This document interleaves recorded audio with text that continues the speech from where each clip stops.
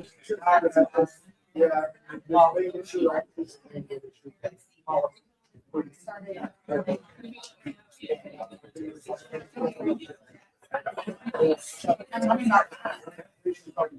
morning, everybody. Morning. So good to see you all coming out in the summer, in the heat.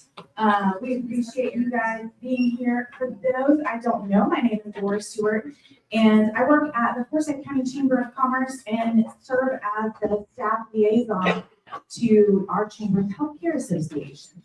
So I'm so glad to be here with you guys in the third quarter of this year for our Practice Managers Roundtable. First and foremost this morning, I want to thank our host and the Healthcare Association's title investor, Northside Hospital Forsyth, and for lending us their space to meet in. So I'm going to ask Kathy Galbraith to come up and say a few words of welcome. Everybody knows me. I'm Kathy Galbraith, one of the directors here at Forsyth. Actually, I'm going to pass the mic. Our new COO, she's not new to Northside, but our COO, Amy Fisher. I'd love for her to give just quick updates on what's going on. Well, good morning. Thank you for braving the heat and humidity out there to join us this morning. Did you find a place to park? It's a little crazy on our campus. It's going to get better really soon. Lots of construction. We have a brand new medical office building and parking deck that will open very soon. The medical office building is really just the shell and core, so we'll start to actually put tenants in it probably closer to Thanksgiving. We're super excited. And then as you're driving up 400, you see this big white monstrosity. We have another parking deck, so soon you'll be able to have parking options instead of the curb. I know, I see we're out there. And then we are expanding our emergency department, so that's much needed based on the growth here in the community. And then in August, we will kick off our new patient tower, which will be a 6-story again, big, huge tower that to accommodate really the growth that is happening here in the community. That'll take a couple years to build, but we are super excited. So there is a light at the end of the tunnel if you're in the ED and you're like, oh my goodness, you're at capacity. Yes, we are, but we see it. We're going to fix it. And parking soon. And then yeah, lots of innovation. You'll find some new technology across the campus. And then we also, staff have been parking off site. You've probably heard rumbles about that, but we're super excited in September to bring them back. So lots of growth as we kick off the new school year. Okay. I don't have the exact thing, but it's a secret just for this room. So thank you for being here this morning. I appreciate it. And I'm going to hand it back to you, Laura. All right, thanks so much, Amy and Kathy. Secrets being shared at the roundtable. Note that. It's a good reason to show up in person. Also a good reason to zoom in if you can't join us in person. So we do have our virtual audience with us as well. But these consistent sessions are made possible by other businesses who are prioritizing our local healthcare industry. So I want to be sure to recognize those. Our co-presenting sponsors of the Roundtable Series are Brandywine Printing and Pinnacle Financial Partners. Our Healthcare Hero sponsors, Central EMS, Assisted Living Locators, thank you, Greg, for being here, and Comfort Keepers. Thank you, Ethan, for being here. Will you guys help me thank all of these sponsors for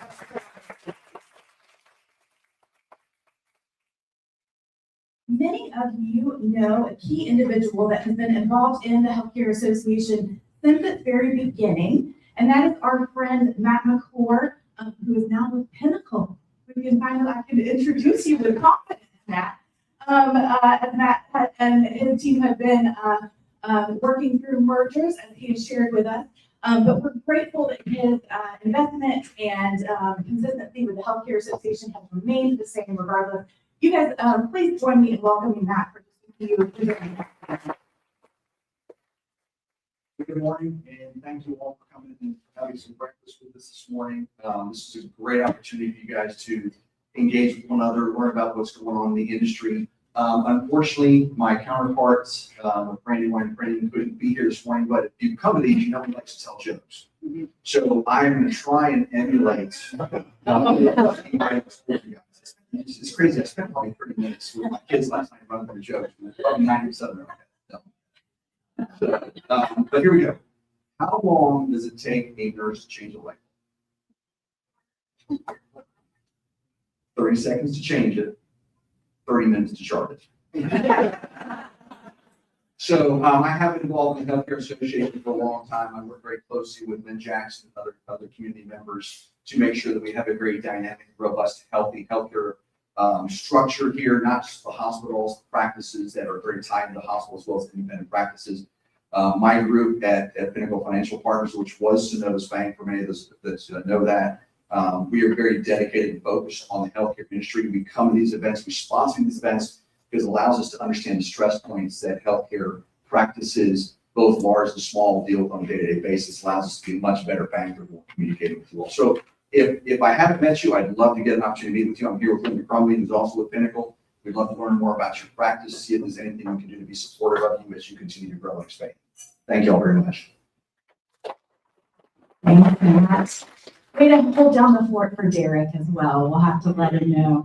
But as you guys can imagine, Derek is not able to be with us this morning, but he certainly wanted to be sure that he passed a message along. And like Matt said, and as many of you know, Derek typically comes to share a joke with us.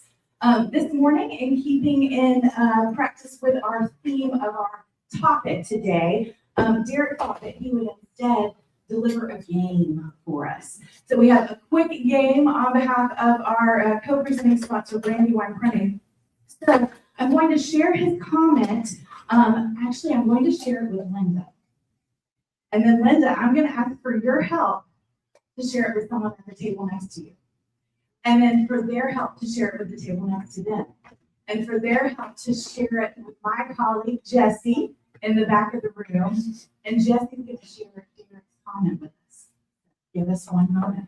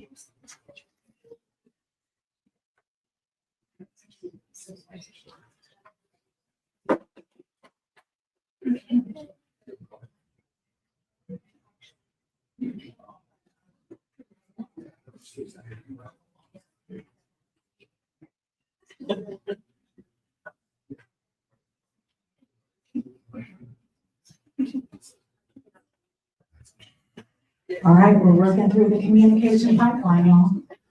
We're getting ready to learn how to do it even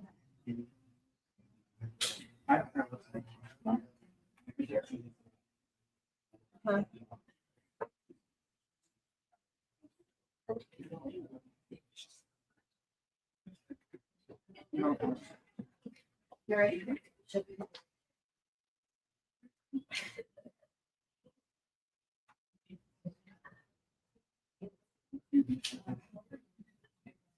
I also appreciate how much of a team sport. All right, Jessie, what have y'all got? Okay. He is away. He is with Brandywine Printing, and he does good jokes. Whoa. Well, that's probably part of the message that he did want communicated. So great job to his tables here. Let me tell you his specific comment. Derek is away, improving how Brandywine Printing helps organizations succeed, improve their image, and enhance efficiency. So close, right? Next quarter we can report to him. Oh yeah, you're on top of it. So we may have a little room to gain in communication space, and we'll spend some time on that today. Before we dive into that though, I do want to ask you guys to communicate a little bit with me and with the Healthcare Association's Advisory Council. We are about to be in work planning season for 2027, and we'd love to hear from you in order to do that. So if you will, take a few minutes, and if you are joining us virtually, you are able to participate in this as well. If you will scan the QR code on your screen for our virtual audience or here in the room, there's also some stanchions on your tables that have that QR code. If you'll scan that or go to the URL listed on the screen and enter a code, we're going to do just a quick poll to hear from you guys. So I'll give you all just a moment to get onto the Mentimeter poll.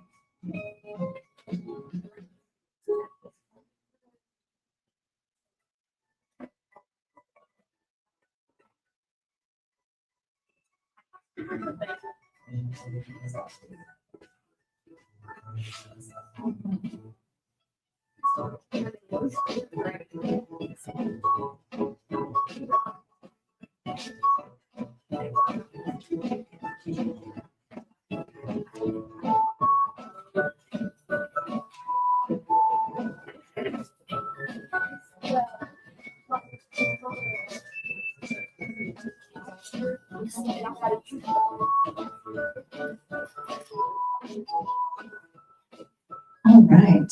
So for our first question, we are going to ask you all, and so we'll see your responses here live on the screen. So be sure what you're sharing is something that you feel comfortable sharing in this room where secrets are already kept. We established that already, right? So what percentage would you say your practice's voluntary turnover rate is at?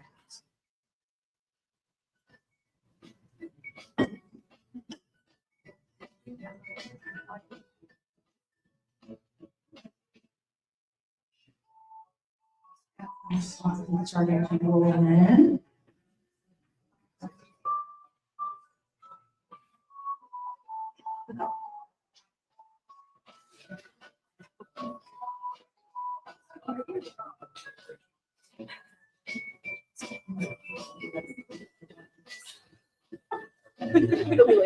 So you're getting a couple of responses at 5%. And again, asking what would you say your practice is volunteer turnover currently? You don't have to select an answer that's already on the screen.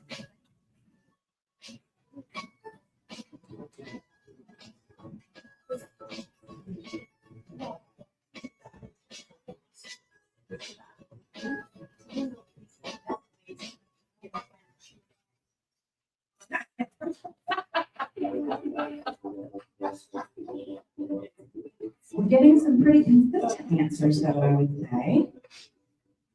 And I think your head folks are still getting help. Getting into trouble.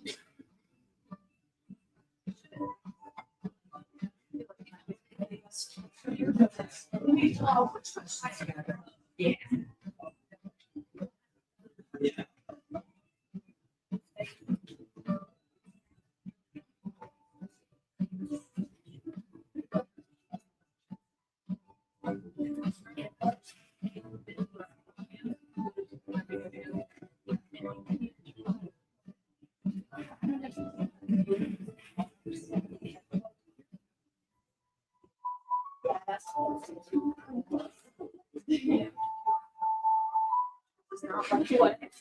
All right. Yeah.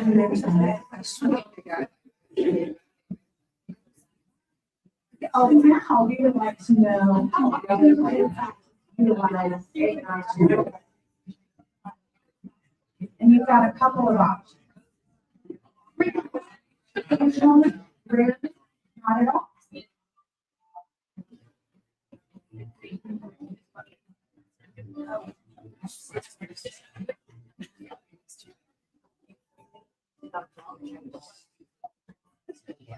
Lots of different answers for this question compared to the last one.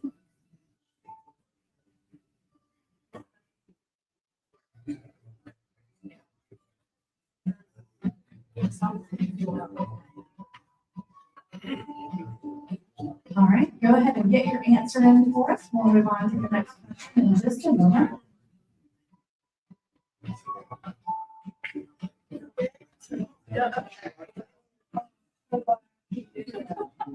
All right, so now you answered anything about not at all. Tell us what you're using it for.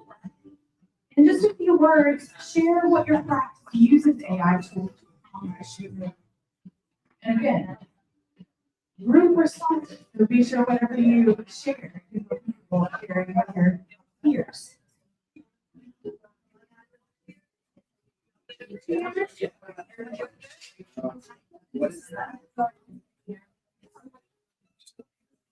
And I don't think we're seeing the axiomatic you're doing up here, and the charting answer.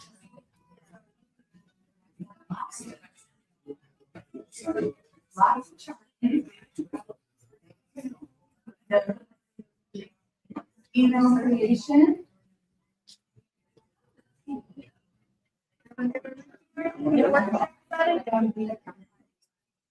Ooh, I need to, yes, right.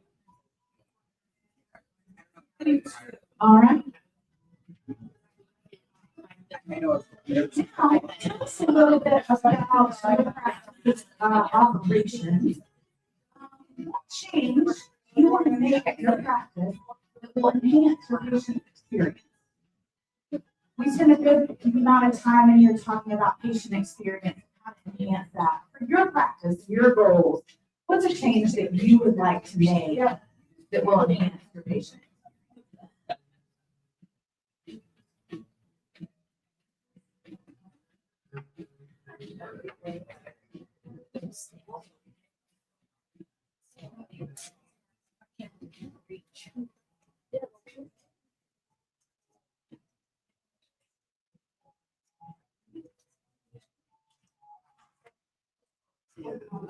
These are some great answers, very specific. I appreciate that. Our advisory council will very much appreciate that from this meeting.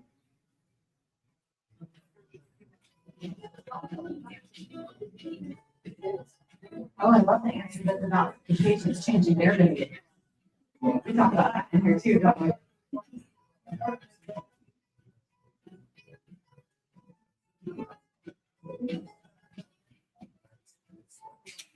There's some great goals up there. All right. Now, give me some goals. Give the Healthcare Association some goals. What topics would you like for us to cover at future roundtable sessions? We just talked a little bit about what's going on in your practice. You're looking to change. Tell us how we can help you.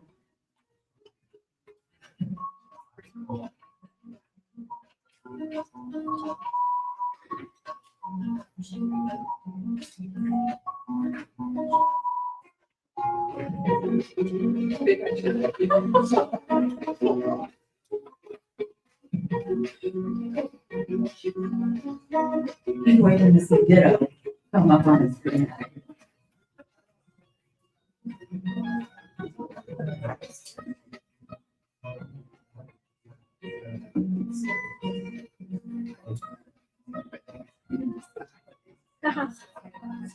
Ditto. Thank you.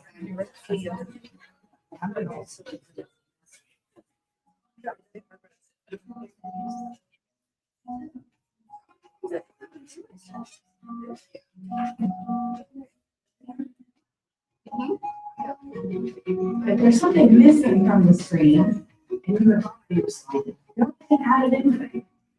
All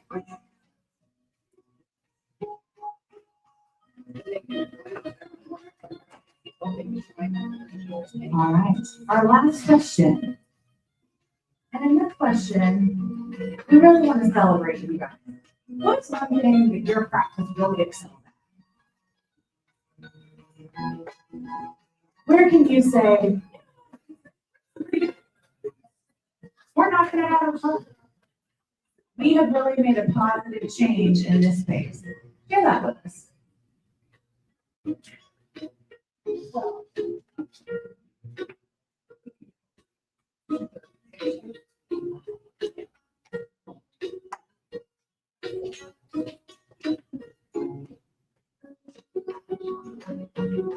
Well, these are great. Problem solving, easier said than done. Bring it cheer, enjoy. Or here in the first place, right? Patient cares. Efficiency, good for that practice. And teamwork, we spent some time in here on teamwork. Wonderful. Well, Jesse, if you will swap us back to our slide, we are going to ask you one more question in that poll before we put it down. We're not going to share that on the screen. To know, particularly as you just shared with me what you were really excelling at, we want to celebrate that with you. And so I'd love to know what practice you are as far as where you were really succeeding. So if you feel comfortable, please share your practice name with us in that last question. We won't have that up on the screen, but it will help our team as we look to tailor content in the future. I appreciate you guys so much for communicating with me and giving us some feedback. It is invaluable. Today is not as much about me and the Healthcare Association as it is about equipping you all when you head back into your workspaces. So we are going to spend some time on that. While you finish up that poll for me, I'd like to introduce our facilitator for today. Charlie Ponder is a certified executive coach and has been a regular contributor to the Chamber's HR Council group, including she's going to be a part of the HR Council's upcoming soft skills workshop that's taking place this fall. And if you have interest in that or having some of your team members be a part of that, please let myself know, Jesse know, or our Director of Workforce Development, Amber Gaddis, is in the back. She's not typically hanging out with us here at the Healthcare Association because she's hanging out with our HR professionals and all sorts of other industries, but the work that she does affects your industry as well. So if that's something you have an interest in, please let us know, and you will have the opportunity to hear from Charlie twice. While Charlie has been a resource to these other facets of the Chamber's work, it is her first time joining us here at the HCA Roundtable. So please join me in welcoming her to our space today.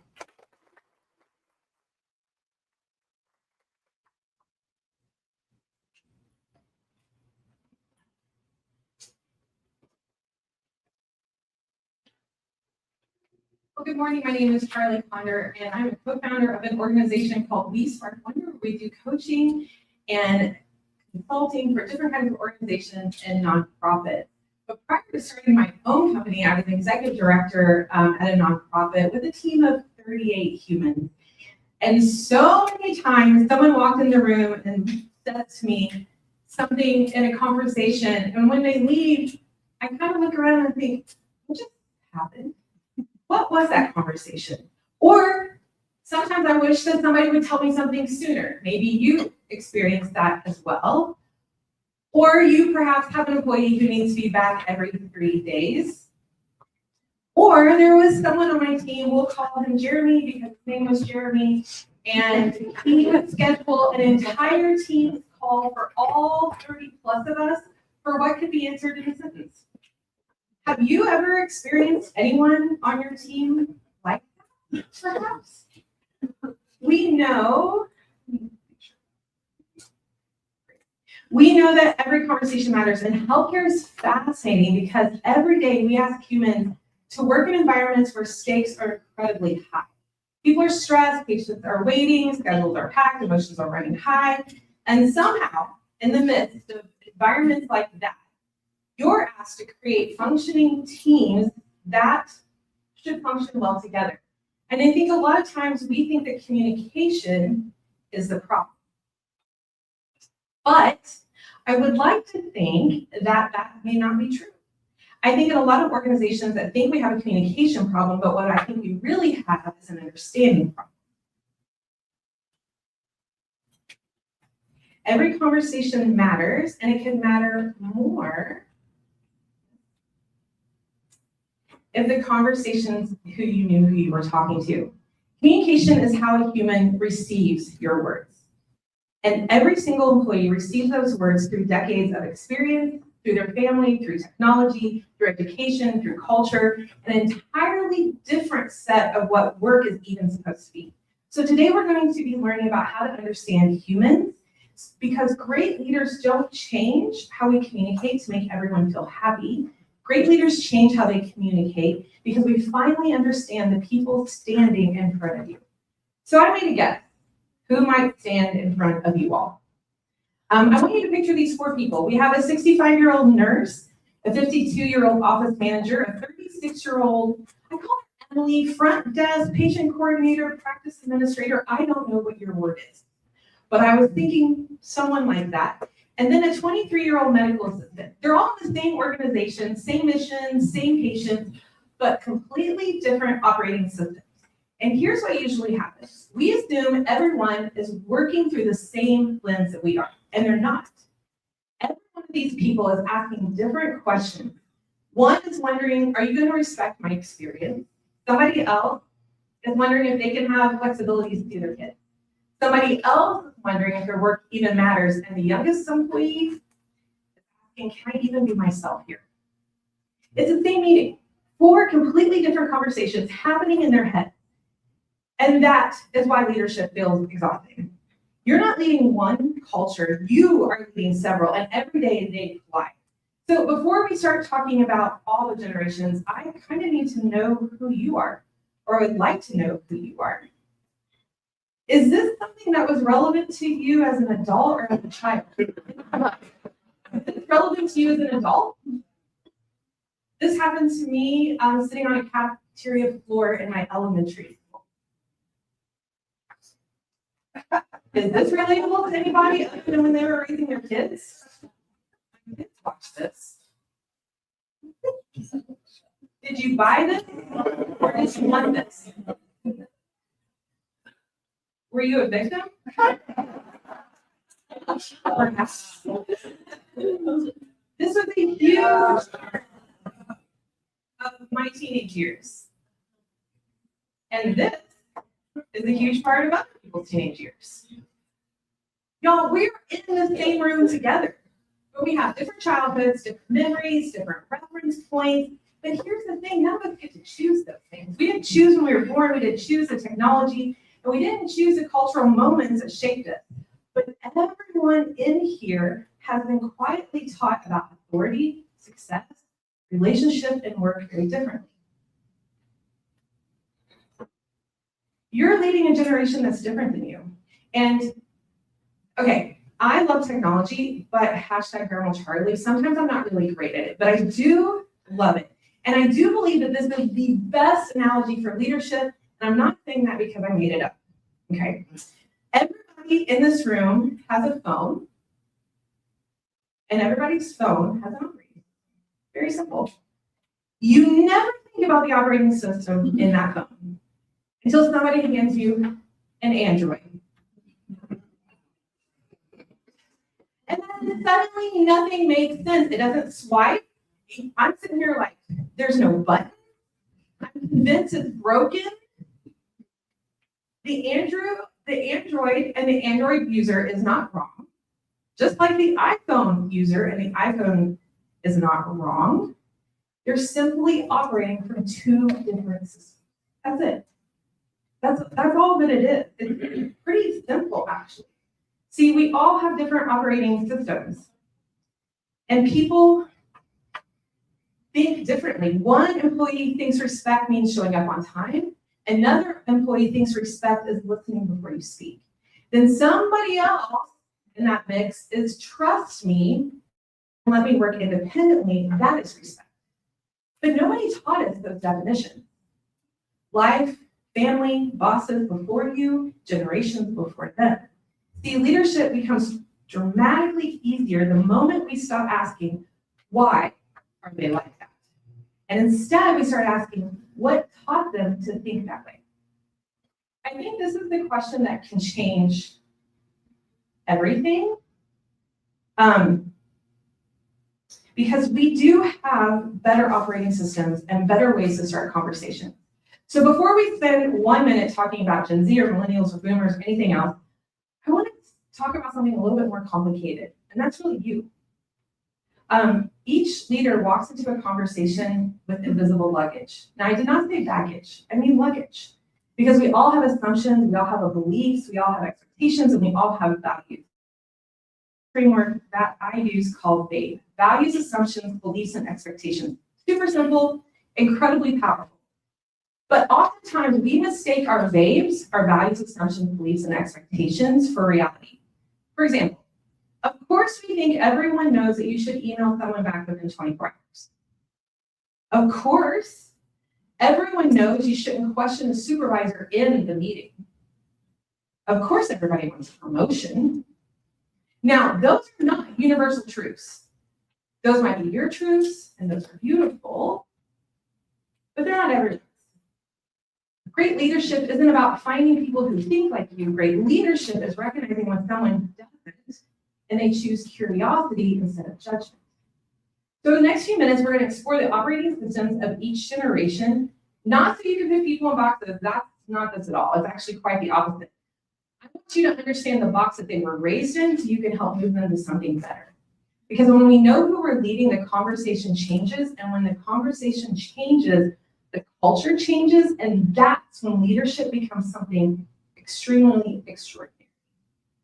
So if we go any further, I just need you to know that I really hate talking about generations, honestly, because the minute I say boomer, somebody in here is already going stubborn.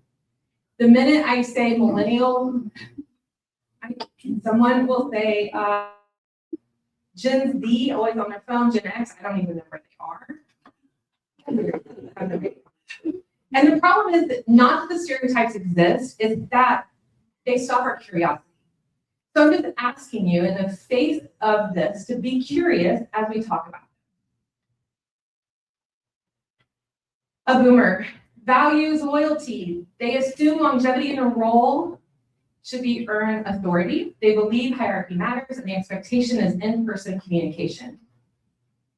Imagine you're 22 years old and the world has told you to work hard, stay loyal, keep your head down, one job, one career, one company, and don't question authority. Authority has earned its place.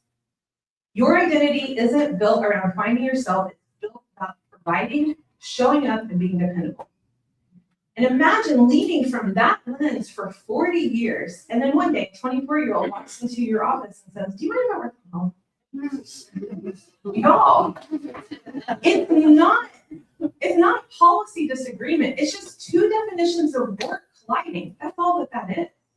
Boomers aren't protecting a certain office culture. They're protecting something much deeper. It's the dignity that they found in work.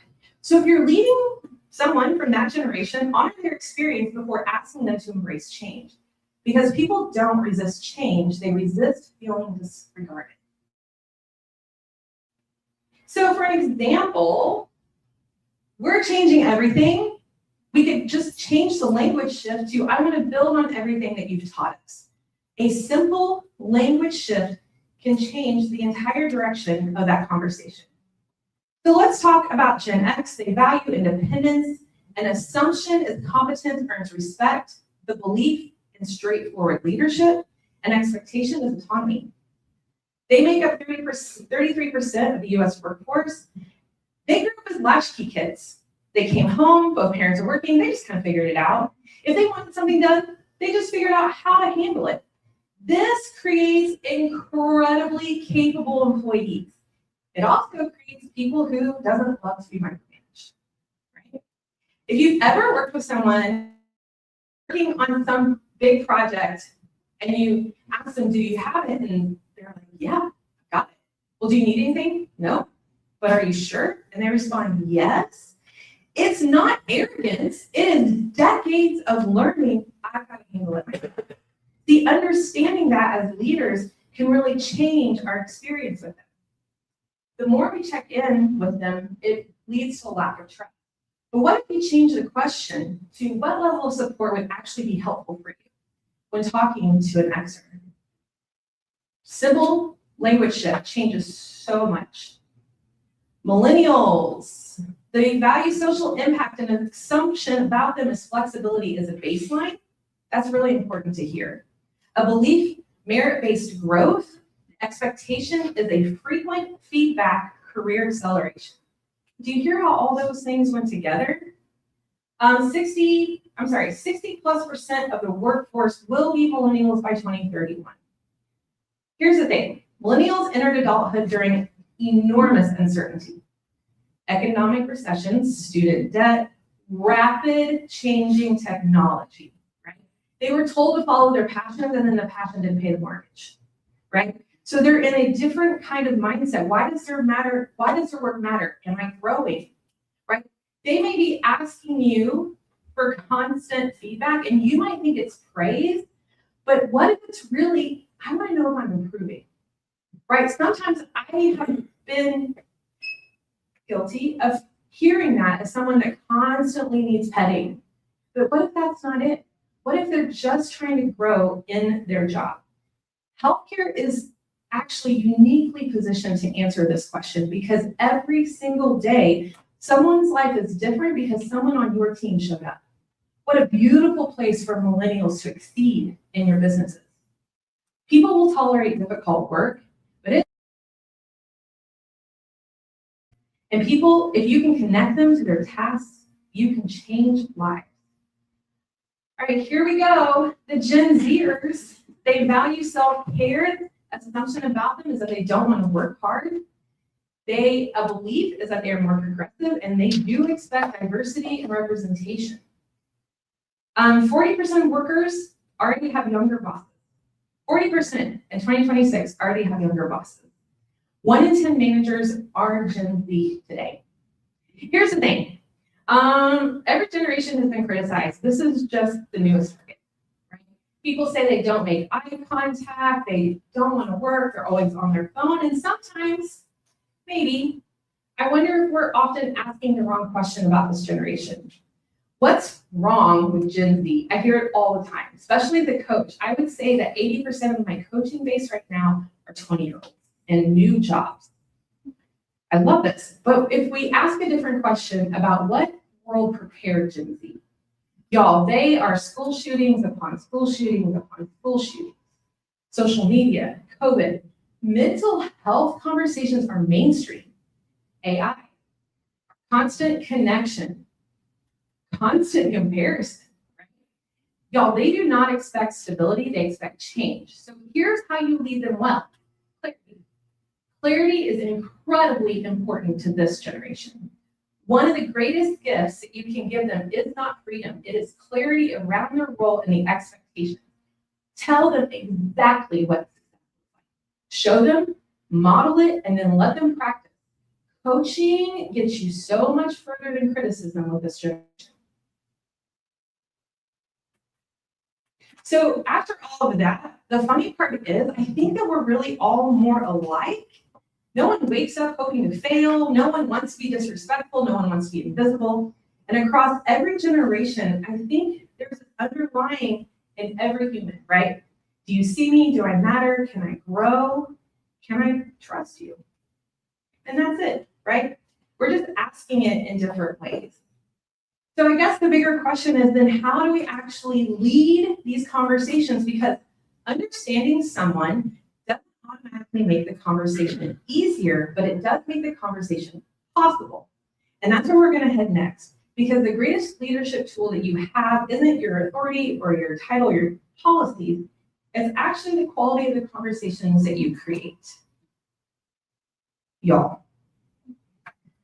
Someone ever walked into your office and you're busy and you're looking at your laptop and you don't really smile, but you don't really make eye contact either, and you just casually say, so just tell me what happened? We all have. 93% of communication is nonverbal. I always have to watch my face. My husband reminds me often I'm in public sometimes. And the thing is, So tell me what happened. Those words are perfectly fine. What I often remind people is that your face is the loudest communicator in the room. So long before people process your words, they've already processed your posture, your tone, your pace, your eye contact, and your energy, especially in healthcare. See, healthcare professionals, people on your teams, they are reading nonverbal communication all day long. Patients rarely say, "I'm terrified," but their faces often do. Families are not telling you that they're overwhelmed, but man, those shoulders up at those ears are sure telling your folks. Your employees are just as observant when they're reading you. They are watching your body language before a word ever falls out of your mouth. And so I asked myself this question because, again, not very vanilla. I asked myself, if I've never opened my mouth, what would the employee believe I was feeling? Before I've even said anything, how did they perceive what I had to say? I used to think that the best leaders had the best answers, and now I think that they ask the best questions because curiosity is truly your biggest superpower. Judgment will close every conversation every time, and curiosity will always open them.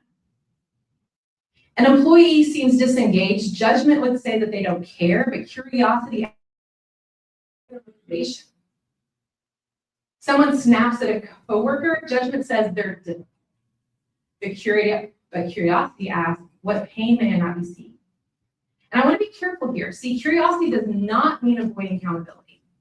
Curiosity is not being permissive. Curiosity simply means understanding before deciding. One of my favorite leadership quotes says, "Be curious, not furious." I wish I'd invented that because the leaders that I know I trust most are the ones who do not react the fast. They are the ones who are always seeking understanding first. Those have always been the leaders I have respected and go back to. You've probably heard this rule over and over again, and I love to talk. This convicts me every time. I've learned something over the years, and I'm really saying this to myself. But as a leader, as a team lead and a director, I don't often listen, I'm reloading. When someone is halfway through their sentence, I've already diagnosed the problem, I interrupt, I fix, I solve, I advise, and sometimes I've never heard the issue. Listening is not waiting your turn. I hope that you hear that. I say this to myself. Listening is giving someone the gift of feeling understood. Y'all, the day is long, everybody's busy, time crunch. It is so easy to fix a problem in your head, isn't it? It is much harder to be a good leader and stand and hear it first. Somebody says that I'm just overwhelmed. And your response is, everybody's overwhelmed. Conversation's over. A curious leader would say, tell me more about being overwhelmed. See, it's one question, it's 3 words, tell me more. It's the most powerful leadership phrase you're ever going to learn because people rarely tell you the issue the first time. They will tell you the safe issue. You have to have trust to earn the deeper story. Most of what matters is just below the surface. When someone says, I'm frustrated, maybe the real question underneath is, do I matter? When someone says, no one listens, is, do you respect me? When someone says, I don't think that that's fair, maybe the question underneath is, can I trust you? Words matter. One of the greatest gifts HR leaders can develop is hearing the question that people don't know how to ask. Because most employees don't say, I need psychological safety. They say, I'm thinking about quitting. Your employees don't say, I don't feel like I belong here. That's not what they say. They just would say, I'm not fitting in. This might not be the place for me, right? Leadership means translating behavior into humanity. Questions that build trust. Tell me more. Walk me through that. What's the hardest about that? What do you need from me right now? What does success look like to you? What am I missing? Notice something. None of those questions start with why. Because why often sounds like a prosecution, even when we don't intend for it to. Instead of why did you do that, maybe try help me understand what led to that decision. It's the same destination, you're getting to the same answer. It's just a completely different road. Friends, language changes everything. It can lower defenses or it can raise them right up, right? Choose a language that opens doors in your conversation. Now, I think one of the biggest mistakes that we make is believing every conversation should end with an agreement. That's impossible. Completely impossible. Especially when people have different experiences, the goal isn't agreement, the goal is understanding. Think about the best conversation you ever had. You probably didn't leave that conversation because someone changed your mind. You may have left that because someone heard you. People can disagree and still trust each other. People can see things differently and still feel respected because that's good leadership. Everything we've talked about is really great until somebody misses another shift, until a physician loses their temper, 2 employees stop speaking to each other. That's when the leadership gets real and conversations get a little bit more difficult. Accountability matters, performance matters, patient care matters. The question isn't, should we have this hard conversation? The question is, can people walk away from difficult conversations with their dignity still intact? Accountability and compassion are not opposites. The best leaders practice them both.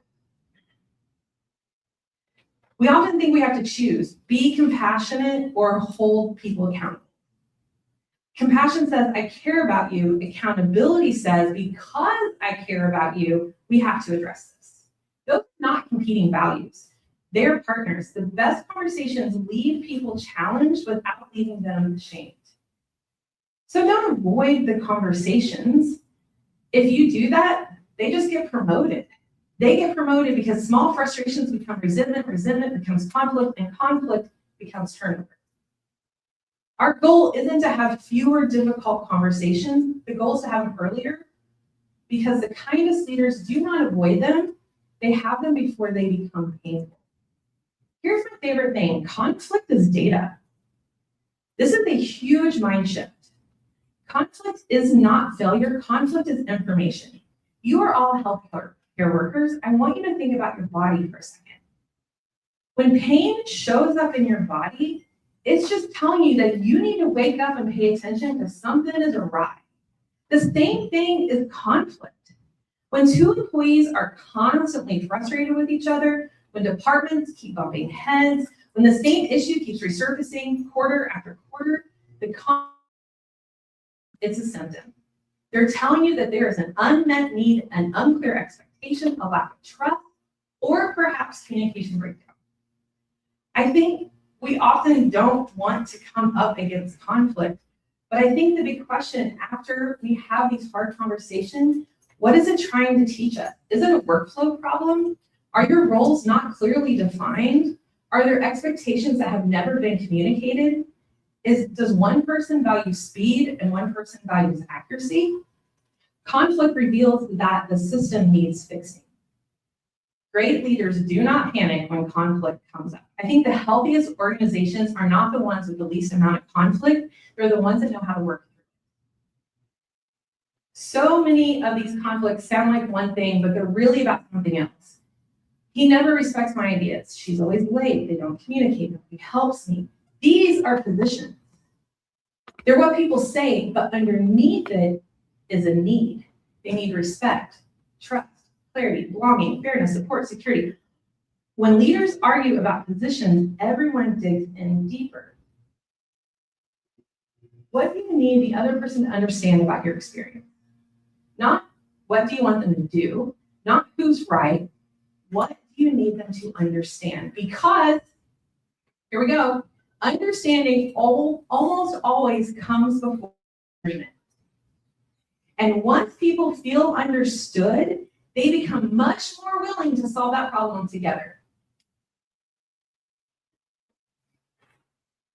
Too many leaders become detectives, often looking for mistakes, looking for what someone or something went wrong. But what if we begin to be better coaches? A better coach says, how how can I help you succeed instead of who's responsible? One builds up confidence and the other builds fear. People grow when they're constantly judged. I think everybody knows this, but one of the greatest leadership mistakes is confusing performance with identity. You're unreliable. Instead, maybe say, I've noticed you've been late 3 times this month. Help me understand what's happening. Behavior can change, identity feels permanent. That could be an embodied behavior that they can never come out of. Correct the behavior, protect the person. In a very emotional environment. People cry, people get defensive, people get angry. That's okay. Your job isn't to control emotions. That's really not your job. Your job is to create safety that people can move through them. Stay calm, slow your pace, and listen. Don't rush the silence. I usually take a drink of my water because I'm fast. I always try to slow myself down. The most respectful thing that you can do is simply stay present. Please don't check your phone. Oh, no, it's okay, before we finish, leadership is a mirror. I want to ask you a quick question. Think about the best leader you've ever had. Right now, think about the best person that you've ever worked with or worked for. What made them different? I'm pretty sure it wasn't their technical job title. I think most of us remember that leader because they taught us to believe in ourselves, right? They corrected us without humiliating us. They celebrated us without being about them. And here's the question that I would love for you to take with you today. Would your teammates describe you that way? Would your team describe you as a boss like that? The culture you create is often a reflection of the conversations that you have every day. Every conversation leaves something behind. It could be confidence, it could be fear, it could be clarity, it could be confusion. I hope it's hope, right? We rarely remember a word that someone says to us, but we sure know how they made us feel.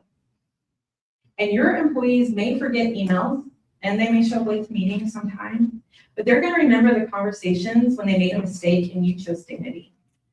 They're going to remember the day that they admitted to you that they were feeling a little burned out and you chose compassion. They're going to remember the day that they had an idea, and instead of judgment, you chose curiosity and explored their ideas. Leadership isn't built in big speeches, it's built in the everyday, ordinary conversation. But here's the challenge. Tomorrow somebody's gonna walk in, overwhelmed, and they could be carrying something that you will never know. And before you think, what do I need to say? I hope you're gonna ask yourself a different question. What does that person need from me right now? Maybe it's clarity, accountability, encouragement. Maybe it's a listening ear. Because great leaders don't use the same approach with every person. Great leaders become students of the people that they serve. So I want to start with where we began today. I don't believe I think we have an understanding problem. And here's the thing about understanding. Understanding is a skill. It can be learned, it can be practiced, and it can transform a workplace, especially in healthcare. Because every person that you lead eventually gets to be a part of someone else's story. That nurse that confronts an anxious family, the receptionist who gets to greet a frightened patient, that notice that someone was scared before they ever said a word. See, culture always reaches farther than we think. It flows from leaders to teams, to patients, to families, and into your community here. I think every conversation has the potential to change the next one, and that's why your work matters. And it's not because you're managing policies or filing paperwork or solving problems. It's because you get to shape people. And people get to change the world one conversation at a time. What kind of questions do you have about the humans that you serve? The humans on your team. I love that they're all perfect and wonderful in every way. That makes life easy. Good, well, thank you all so much for having me.